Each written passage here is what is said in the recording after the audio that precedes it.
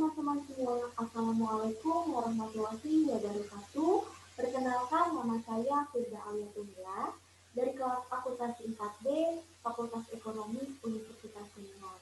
Nah, teman-teman semua, di sini saya akan sedikit menjelaskan mengenai analisis laporan keuangan dari industri alas kaki, tepatnya pada PT Primarindo pada tahun 2015 sampai dengan tahun 2019. Nah, teman-teman semua, adapun tujuan dari adanya penyusunan laporan keuangan ini yaitu untuk memberikan gambaran objektif secara keseluruhan mengenai posisi keuangan dan aktivitas perusahaan sehingga kelompok yang berkepentingan seperti investor maupun auditor dapat memahami kondisi keuangan yang ada pada anak perusahaan maupun pada induk perusahaan. Nah, teman-teman, adapun pihak yang memerlukan laporan keuangan yaitu ada dari pihak internal dan pihak eksternal. Dari pihak internal itu sendiri ada manajer perusahaan, terus ada pemilik perusahaan, dan juga ada karyawan atau pekerja. Sedangkan dari pihak eksternalnya yaitu ada kreditur dan pihak pemerintahan. Nah, oke teman-teman semua, kita langsung saja ke pembahasan analisis yang pertama yaitu ada analisis neraca keuangan konsolidasi PT Primarindo Asia Infrastruktur pada tahun 2015 sampai dengan tahun 2019. Nah, untuk analisis neraca keuangan konsolidasi ini kita hanya membandingkan tahun sekarang dengan tahun sebelumnya. Adapun yang harus dihitung dari neraca keuangan konsolidasi ini yaitu USD-nya, terus presentasinya, dan juga rasionya. Nah, kita ambil salah satu contoh yaitu tahun 2016 atas tahun 2015 dengan contoh nama akunnya yaitu kas dan setara kas. Nah, untuk perhitungan USD-nya itu sendiri yaitu dengan cara mengurangi tahun dengan cara mengurangi kas dan setara kas pada tahun 2016 dikurangi dengan tahun 2015, maka akan menghasilkan USD kas dan setara kas 2016 atas tahun 2015. Nah, kemudian untuk perhitungan presentasinya ini kita hanya membagi hasil USD yang sudah tadi kita hitung, kemudian dibagi dengan kas dan setara kas pada tahun 2015. Maka akan menghasilkan presentasi kas dan setara kas atas tahun 2016 atas tahun 2015. Nah, selanjutnya di sini untuk menghitung rasionya yaitu dengan cara membagi kas dan setara kas pada tahun 2016 dibagi dengan tahun 2015. Maka akan menghasilkan hasil rasio kas dan setara kas tahun 2016 atas tahun 2015. Dan seterusnya pun seperti itu. Selanjutnya kita ke analisis laporan laba ruginya. Nah, untuk laporan laba rugi itu sendiri perhitungannya sama saja, sama seperti neraca, yaitu membandingkan tahun sekarang dengan tahun sebelumnya. Nah, untuk perhitungannya pun sama, kita menghitung USD-nya, presentasinya, dan rasionya. Kemudian langsung ke analisis rasio. Nah, di dalam analisis rasio ini merupakan salah satu teknik dalam menganalisis laporan keuangan untuk menilai kinerja keuangan suatu perusahaan dengan menghubungkan berbagai perkiraan yang terdapat pada laporan keuangan. Dalam bentuk rasio keuangan yang menjelaskan kepada penganalisis mengenai keadaan atau posisi keuangan pada suatu perusahaan. Nah, dalam analisis rasio ini dikelompokkan menjadi 4, yaitu ada rasio likuiditas, kemudian ada rasio leverage, kemudian ada rasio aktivitas, dan rasio profitabilitas. Nah, kita ambil salah satu contoh, yaitu dari rasio likuiditas. Nah, di dalam rasio likuiditas ini terdapat current asset. Nah, untuk perhitungan current asset itu sendiri, yaitu dengan cara membagi total aktiva lancar dengan hutang lancar. Kemudian dari mana sih kita mendapatkan nilai-nilai ini? Nah, untuk mendapatkan nilai-nilai ini kita bisa lihat di laporan keuangannya. Kita bisa lihat di neracanya. Laporan kalau lihat di laporan keuangan tepatnya ada di posisi keuangan. Nah, kita lihat nih. Tadi di sini ada total aktiva lancar. Total aktiva lancarnya yaitu 83.398. Tinggal kita masukkan ke sini, kemudian dibagi dengan hasil hutang lancar. Untuk hutang lancarnya yaitu 89.653. Tinggal di ini, kemudian dibagi kan maka akan menghasilkan current ratio. Nah, untuk current ratio PT Primarindo pada tahun 2015 ini menghasilkan 0,93. Nah, hal ini menunjukkan bahwa perusahaan tersebut memiliki kemampuan yang kurang baik dalam melunasi kewajibannya. Karena hasilnya itu di bawah 1. Karena karena standar dari rasio likuiditas ini adalah 1. Jadi, jika perusahaan yang memiliki hasil current ratio di atas 1, maka perusahaan itu baik dalam melunasi kewajibannya. Akan tetapi jika perusahaan yang memiliki current ratio di bawah 1 atau rasio likuiditas di bawah 1, maka perusahaan tersebut kemampuan jadi gini teman-teman. Jadi ketika suatu perusahaan memiliki rasio likuiditas di bawah 1, maka kemampuannya dalam melunasi utang itu masih dipertanyakan. Akan tetapi jika di atas 1, maka kemampuannya baik maka memiliki kemampuan yang baik dalam melunasi kewajibannya.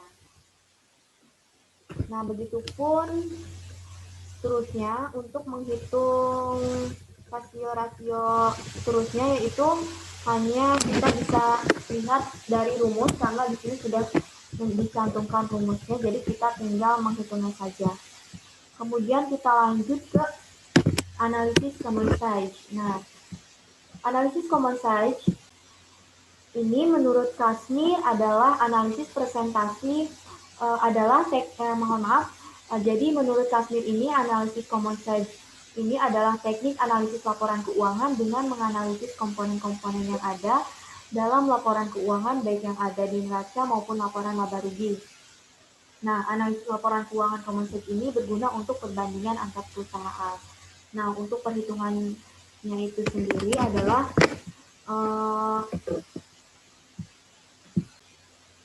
untuk perhitungan common size ini kita hanya membagi kelompok akun atau nama-nama akun yang terdapat di aset lancar dengan jadi perhitungan untuk common size ini kita hanya membagi nama-nama akun yang terdapat di dalam aset dibagi dengan jumlah aset. Kemudian untuk perhitungan yang nama-nama akun yang terdapat di ekuitas dan liabilitas, maka dibaginya dengan total liabilitas dan ekuitas. Nah, untuk nilai USD-nya ini didapatkan dari laporan keuangan yang terdapat di PT Primarindo Asia Infrastruktur pada tahun 2015.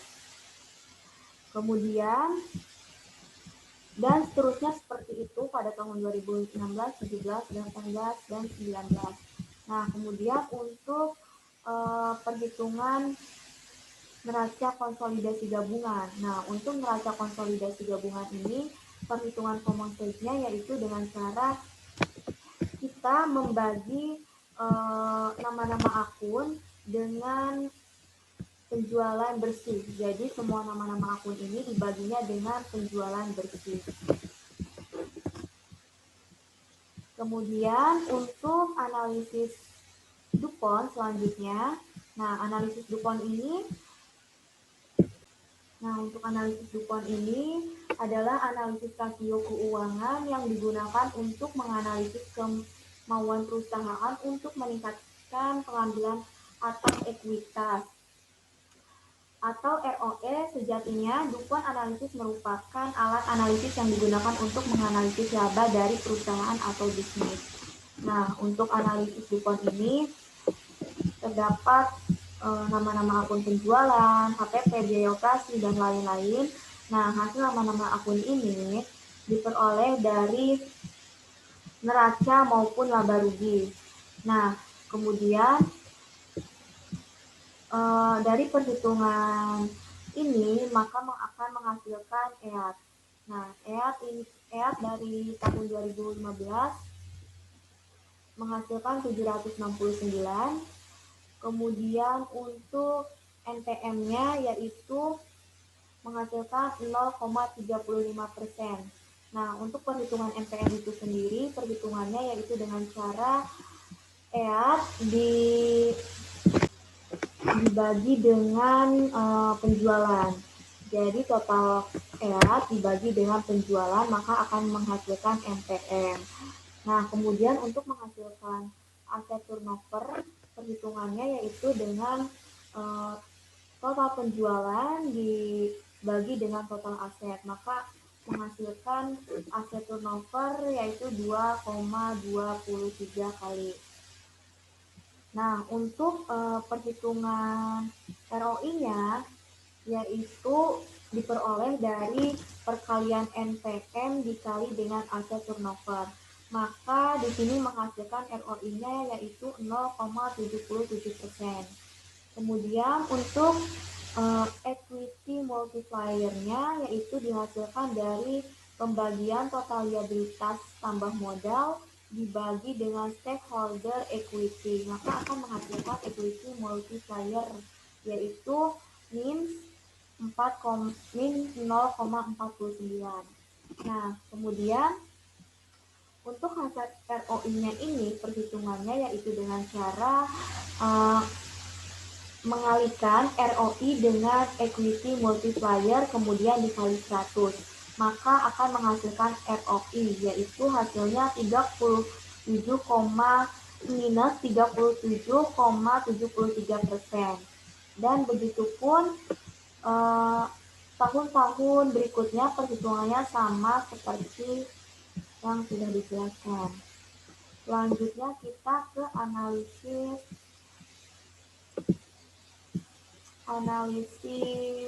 tren.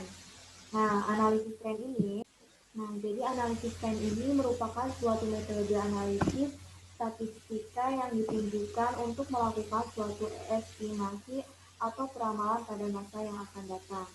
Nah, untuk perhitungan analisis tren itu sendiri yaitu di sini salah satu contohnya yaitu 2015 sebagai tahun dasarnya. Nah, jadi untuk perhitungannya itu kita ambil salah satu contoh yaitu nama akun kas dan setara kas.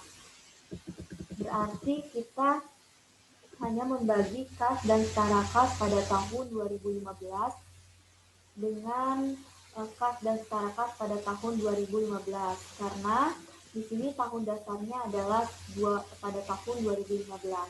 Kemudian untuk tahun 2016 yaitu perhitungannya kas dan setara kas pada tahun 2016 dibagi dengan tahun 2015.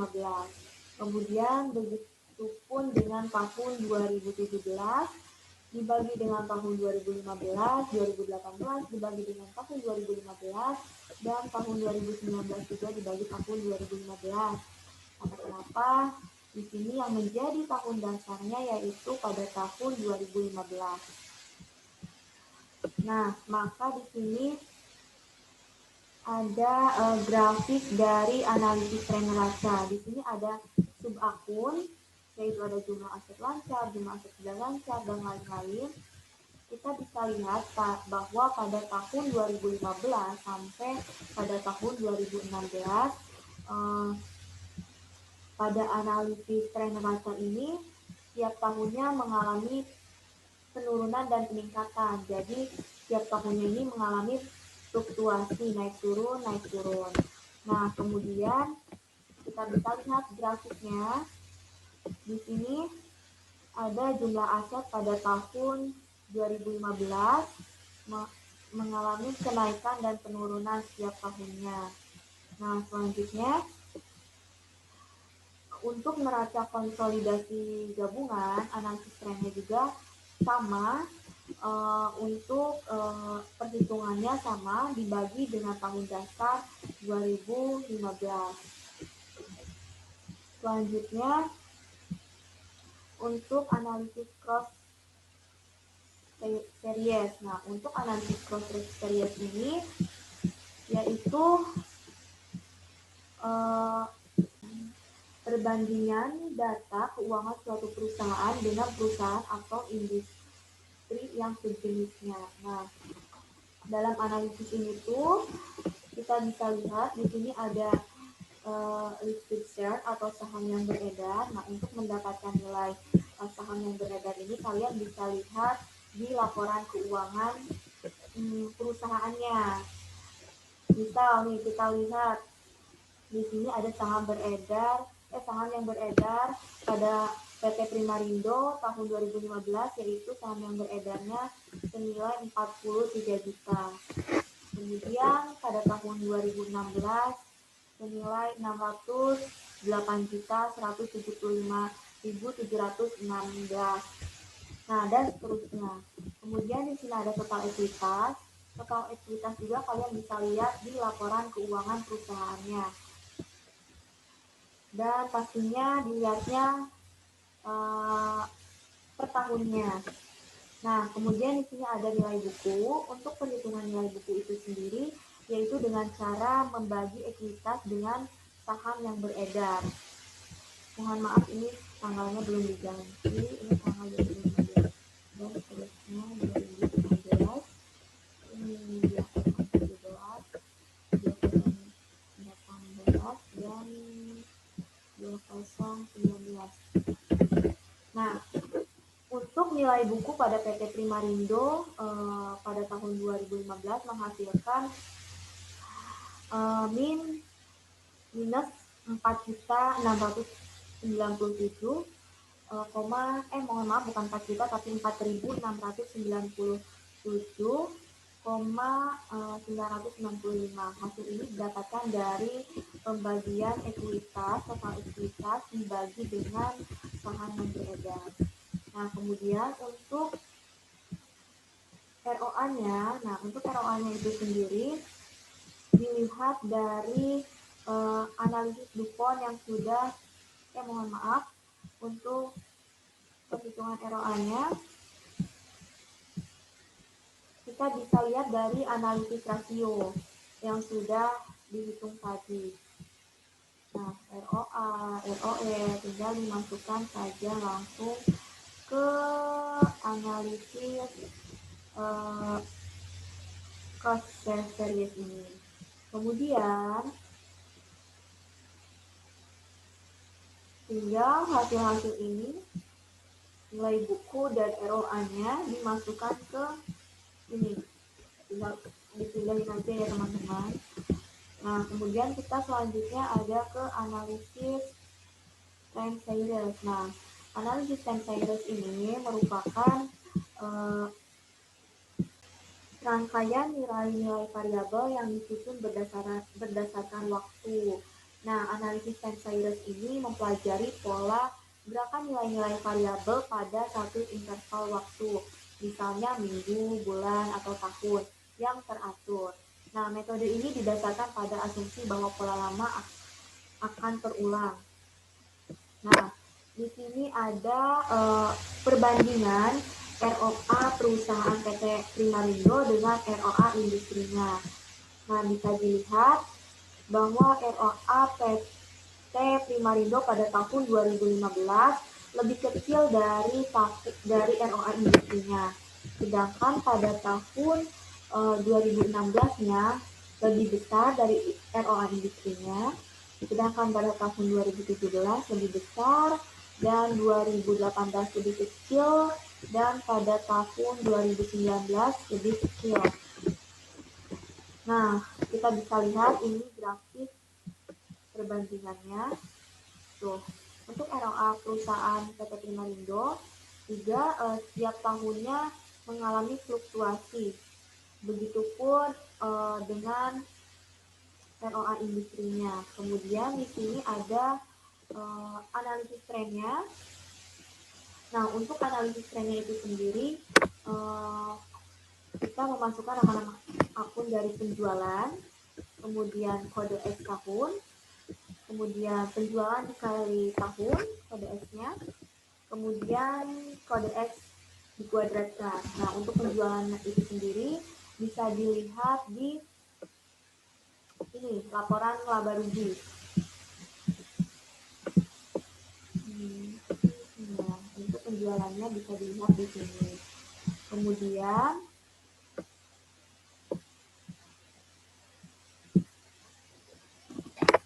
untuk kode X tahunnya ini sudah dari sananya. Kemudian untuk Y kali X ini didapatkan dari perkalian penjualan dikali dengan kode X. Kemudian X kuadrat ini didapatkan dari kode X ini dipangkatkan atau dikuadratkan.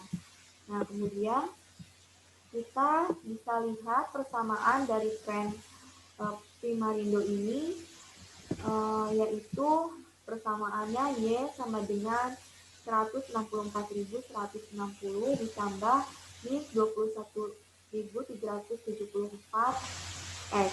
X-nya ini adalah tahunnya ya, kode X ini per tahun. Nah, kemudian kita langsung ke perhitungan persamaannya. Nah, untuk tahun 2015 ini berarti 164.160 ditambah min 21.774 dikali X-nya itu berarti min 2, maka menghasilkan data Y 120.612 dan seterusnya. Begitupun ini untuk penjualannya tinggal dipindahkan saja dari laporan keuangan yang ada di ini, laporan laba rugi tadi ya. Kemudian kita bisa lihat ini grafik analisis tren penjualannya, bahwa si data Y ini mengalami peningkatan setiap tahunnya. Akan tetapi untuk penjualannya mengalami penurunan setiap tahunnya.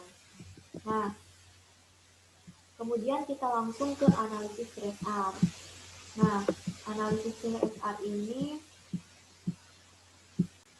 jadi teman-teman yang terakhir ini adalah analisis CSR. Jadi untuk analisis CSR ini artinya perusahaan memberikan kontribusi terhadap pembangunan yang berkelanjutan dengan memberikan manfaat ekonomi, sosial, dan lingkungan bagi seluruh pemangku kepentingan. Nah, untuk PT Primarindo itu sendiri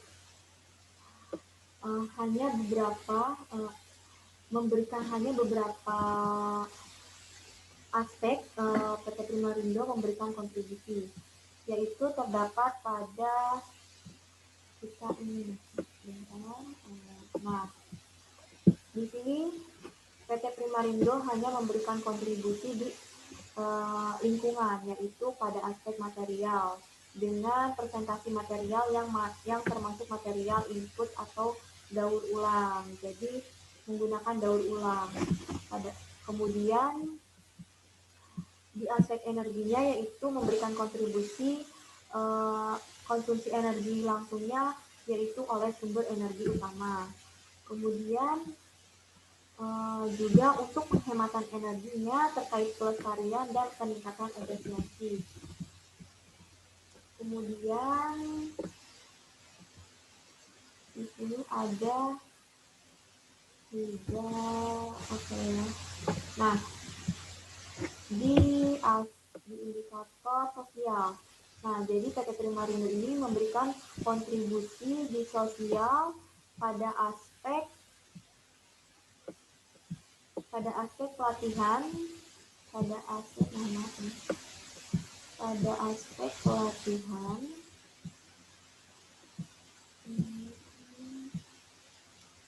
pada aspek pelatihan dan pendidikan, yaitu presentasi karyawannya yang menerima evaluasi pengembangan karir dan kinerja secara teratur. Kemudian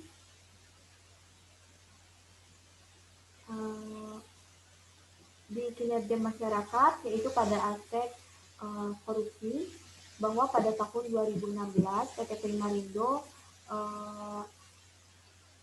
menerapkan CSR anti korupsi. Akan tetapi hanya di tahun 2016 saja, 2015, 17, 18, dan 19-nya tidak menerapkan. Nah, kemudian pada indikator tanggung jawab terhadap produknya, hanya ada di aspek kesehatan dan keselamatan pelanggan, yaitu tingkat siklus hidup di mana dampak kesehatan dan keselamatan dari produk dan jasa dievaluasi terlebih dahulu agar menghasilkan produk yang baik. Nah, kemudian dari keseluruhan CSR ini, dari keseluruhan total pengungkapannya, dari keseluruhan pengungkapan yang diungkapkan oleh PT Primarindo ini, jadi total pengungkapannya ini hanya menghasilkan pada tahun 2015 5, 16 6, 18 5, 17 5, 18 5, dan 2019 5. Nah, hal ini menunjukkan bahwa pengungkapan yang diungkapkan kontribusi CSR yang diungkapkan oleh PT Primarindo ini masih sangat rendah karena berkisar totalnya di bawah angka 20. Nah, mungkin cukup sekian penjelasan mengenai analisis laporan keuangan ini. Semoga bermanfaat dan kurang lebihnya mohon maaf. Wassalamualaikum warahmatullahi wabarakatuh.